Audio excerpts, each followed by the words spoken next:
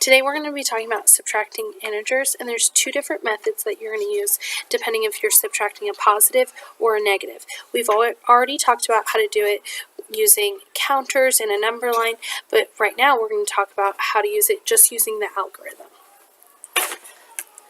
So when you're subtracting a positive, like -5 minus 8, this 8 is a positive.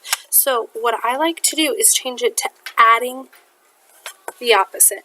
So I just circle them and put a little addition sign. And now I'm adding -5 plus -8.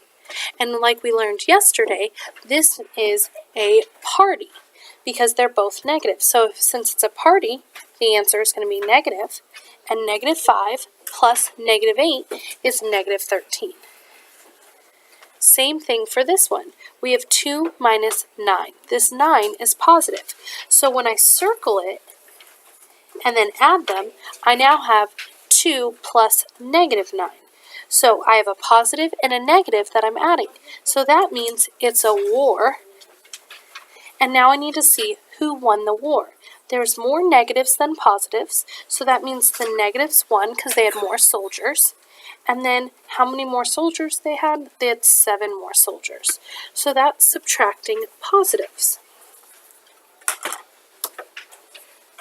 So now let's talk about subtracting negatives. So I have 6 minus -3. You'll also see it like this, where there are the parentheses. That means the same thing. It's just -3 minus -8.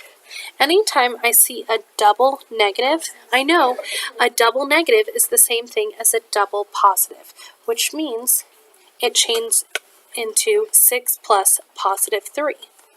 So +6 plus +3 is +9. I don't have to write the positive sign, but I can. So on this one, I have -3 minus -8. A double negative like that is what I see. I kind of like to call it my double T method, Texas Tech. And I put my T's, and so now I have -3 plus +8. This is a war because there's different signs. There's more positives than negatives, so the positives won the war by 5. So my answer could be +5, also known as 5.